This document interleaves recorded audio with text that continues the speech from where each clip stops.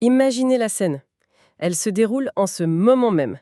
Des unités militaires, autorisées par le Congrès américain, qui convergent vers la Maison-Blanche. C'est à peine croyable.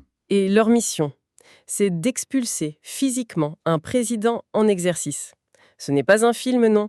C'est une réalité qui vient de faire voler en éclats 248 ans de gouvernance constitutionnelle américaine. C'est le genre de scénario qu'on étudie en droit constitutionnel comme un cas d'école. Impossible. Une hypothèse purement théorique, quoi. Exactement. Sauf que là, ce soir, la théorie a percuté la réalité de plein fouet. Absolument. Aujourd'hui, on va donc plonger dans une série de dépêches, d'analyses, qui décrivent minute par minute cette crise sans précédent. Notre objectif, c'est de comprendre l'enchaînement des faits, d'identifier les décisions clés, Et surtout, de saisir les implications. qui sont vertigineuses. Voilà. On va donc revenir sur le vote de destitution, analyser le refus du président, décortiquer la réponse des institutions et voir comment cette crise paralyse déjà le pays. Alors commençons par le début. Le verdict. Le verdict du Sénat. Tout a basculé à ce moment-là. Un vote historique. Le score est sans appel. 71 sénateurs pour la destitution. 71 contre 29 pour l'acquittement. Mais le chiffre vraiment sismique, le plus important, ce n'est pas 61. Non, c'est 20. C'est 20. 20 sénateurs républicains qui ont voté avec les démocrates pour condamner un président de leur propre parti. Et attention, on ne parle pas de sénateurs de second rang, loin de là. La source cite des Piliers de l'establishment conservateur. John Toone, le numéro 2 du parti au Sénat, Marco Rubio. le vice-président du comité du renseignement quand même. Exactement. Et même Lindsey Graham. Pardon, Lindsey Graham. Lui-même, Me... après toutes ces années à le défendre bec et ongle, c'est un signal qui est juste. C'est un signal incroyablement fort. Ça veut dire une chose et une seule. Que les preuves présentées pendant le procès devaient être accablantes, d'une toute autre nature. D'une toute autre gravité, manifestement. On ne parle pas d'obstruction à la justice, là. La charge principale, c'est trahison de la sécurité nationale pour enrichissement personnel. C'est l'accusation la plus grave possible contre un commandant en chef. Exactement. Et concrètement, qu'est-ce qu'il y avait dans ce dossier si explosif? D'après les éléments qui ont fuité, les procureurs ont présenté un dossier documentant un échange systématique sur plusieurs années de renseignements militaires top secrets. Top secret. On parle des capacités techniques, des orbites de satellites de reconnaissance américains, des informations d'une valeur stratégique inestimable. Vendu À des acteurs étrangers, contre de l'argent. contre énormément d'argent. La source évoque une somme qui tourne autour de 2,3 milliards de dollars. 2,3 milliards. Oui, blanchi via tout un réseau de sociétés écrans pour atterrir à la fin dans les comptes de la Trump Organization. Et les preuves de ça? Le dossier était blindé apparemment. Il reposait sur un faisceau de preuves. Des communications interceptées par la NSA, des dossiers financiers très détaillés et surtout les témoignages de 4 lanceurs d'alerte, des hauts placés. Le genre de dossier impossible à contester. Voilà.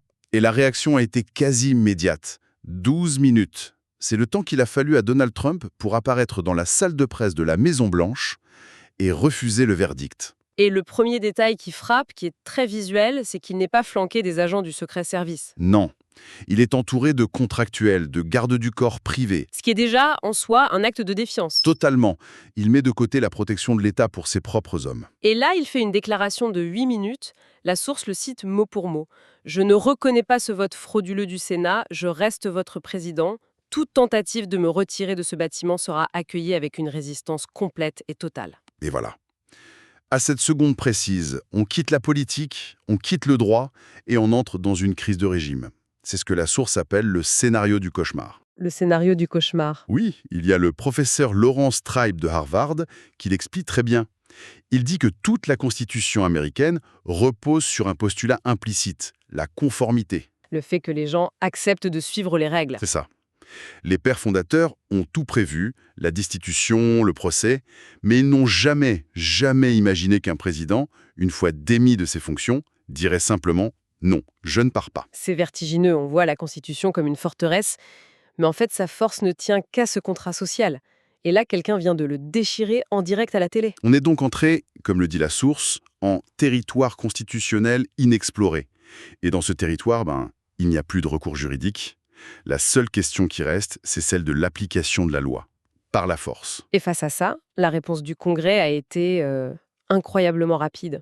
Et unie, ce qui est un événement en soi. Dans une démarche vraiment historique, le président républicain de la Chambre, Mike Johnson, et le chef démocrate du Sénat, Chuck Schumer, Deux adversaires politiques acharnés. ont publié une déclaration commune. Le fait qu'ils signent le même texte à la virgule près, ça montre que pour eux, la survie des institutions passe avant tout. Et leur déclaration, c'est une demande formelle. Ils demandent aux sergents d'armes de la Chambre et du Sénat de se coordonner avec le personnel militaire approprié pour exécuter l'ordre de destitution. C'est une formulation très bureaucratique, mais le sens est limpide. Ils ordonnent à l'armée de reprendre la Maison-Blanche. Et ils ajoutent que les chefs d'état-major reconnaissent désormais le vice-président, J.D. Vance, comme le nouveau commandant en chef. C'est un moment de clarification crucial. Le pouvoir législatif, de façon bipartisane, ordonne à la branche militaire d'agir contre la personne qui, il y a quelques heures, était son chef suprême. L'état de droit qui se défend lui-même. Et ce qui rend tout ça encore plus fou, c'est que ce n'était pas une impulsion, pas un coup de sang. Non, tout était prémédité. Les sources indiquent que dans les 72 heures avant le vote, il a eu des réunions secrètes avec des sociétés de sécurité privées. Il ne faisait pas que planifier une résistance physique. Il essayait aussi de construire une sorte d'échafaudage pseudo-légal. Politico a mis la main sur un projet de décret. Un décret hâtif. Oui, qui invoquait des pouvoirs d'urgence pour, je cite, « suspendre toute action législative jugée menaçante ». Ce qui n'a aucune valeur juridique, on est d'accord. Juridiquement, c'est un chiffon de papier. Mais ça révèle sa stratégie. Il ne se contente pas de dire non. Il tente de créer une autorité parallèle, où il serait la seule source de légitimité. Une tentative de coup d'État, par le droit. Même un droit inventé. Et il a mis l'argent sur la table pour ça. Le Washington Post parle de contrats négociés en urgence. Et surtout, ils ont tracé un virement de 47 millions de dollars 47 millions. de la Trump Organization vers ces sociétés. Ce n'est pas pour payer quelques gardes du corps en plus, ça. C'est le budget d'une petite armée privée. Exactement. Et les termes des contrats qui ont chuté sont très clairs. Les missions, c'était la protection rapprochée, bien sûr, mais aussi la mise en place de réseaux de communication indépendants. Et, c'est le terme clé, Point, opération de défense d'installation. voilà. En clair, il se préparait à défendre physiquement la Maison-Blanche. Cette situation, elle crée un dilemme terrible pour tout l'appareil d'État. Les forces armées, les agences fédéraux. Pour chaque fonctionnaire, en fait. Le général Mark Milley, l'ancien chef d'état-major, rappelle une vérité fondamentale. L'obligation première d'un soldat, c'est envers la Constitution, pas envers un homme. C'est le cœur du problème. Leur serment d'allégeance, ce n'est pas une personne, c'est un système. Et en se plaçant contre ce système, Trump les force tous à choisir leur loyauté personnelle contre leur devoir légal. John Kelly, son ancien chef de cabinet, a eu des mots très durs. C'est ainsi que les démocraties meurent, par des dirigeants qui refusent d'accepter les contraintes du système. Et cette crise de légitimité, elle se propage comme un virus. Exemple concret de cette confusion, Bave. Oui, plusieurs. Le Security Service est dans une position impossible. Leurs ordres, c'est de protéger la personne de Trump, D'accord. mais de ne surtout pas interférer avec l'ordre de destitution. En clair, protégez-le, mais si l'armée arrive, vous vous écartez. Waouh. Le FBI, de son côté, aurait mis en pause toutes les directives présidentielles. Le système nerveux central du gouvernement est en court-circuit. Ce n'est donc plus juste une crise politique, c'est une attaque systémique. L'autorité, la sécurité, l'économie, tout est touché. Tout est lié. Pour la sécurité nationale, c'est une catastrophe.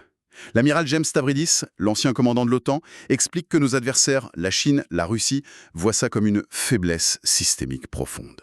Un pays dont le commandement militaire est contesté, En direct à la télévision mondiale, est perçu comme vulnérable.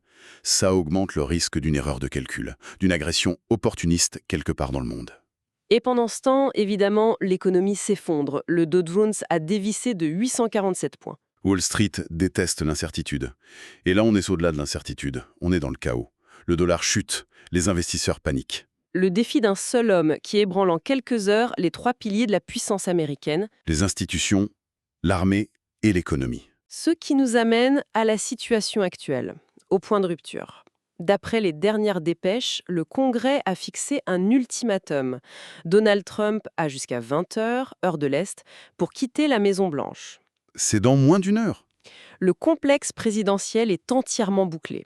Et le président par intérim, J.D. Vance, a été transféré dans un lieu sécurisé avec les chefs d'état-major, pour assurer la continuité du gouvernement. Et c'est là que la stratégie de Trump pourrait se retourner contre lui. C'est l'analyse du colonel Lawrence Wilkerson qui est très intéressante. Il dit qu'en forçant tout le monde à choisir son camp, Il élimine toute zone grise. c'est exactement ça. Il force chaque agent, chaque militaire, à relire son serment d'investiture et à se demander à qui ou à quoi il l'a prêté. Et la réponse est évidente pour la plupart. Pour l'écrasante majorité, oui. Ces gens ont été formés à respecter la Constitution. Wilkerson le dit très clairement. L'armée ne va pas organiser un coup d'État, mais elle ne va certainement pas le défendre contre l'exécution d'un ordre légitime du Congrès. En fait, en se plaçant hors de la Constitution, il a lui-même scié la branche sur laquelle il était assis. Tout à fait. Son pouvoir reposait sur sa légitimité. Sans elle, il n'est plus qu'un homme barricadé dans un bâtiment avec des mercenaires. Ses ordres sont illégaux, donc personne ne les suivra. Alors, que retenir de tout ça? On assiste en direct à une confrontation fondamentale entre la volonté d'un homme et l'ordre constitutionnel. Ce n'est plus une question de politique. Non, la question est bien plus profonde. Est-ce que le système de contre-pouvoir, conçu il y a 250 ans, peut résister à un défi aussi frontal? Et ça soulève une question qui va nous hanter. Ce scénario, même extrême, met en lumière une faille. Que se passe-t-il lorsque les normes, la confiance, le respect des règles, tout ce qui fait le ciment d'une démocratie? Est délibérément brisé par la personne au sommet du pouvoir. Exactement. La force de la loi écrite est-elle suffisante pour surmonter la force brute d'une loyauté personnelle, organisée et financée? C'est ce que nous sommes en train de découvrir.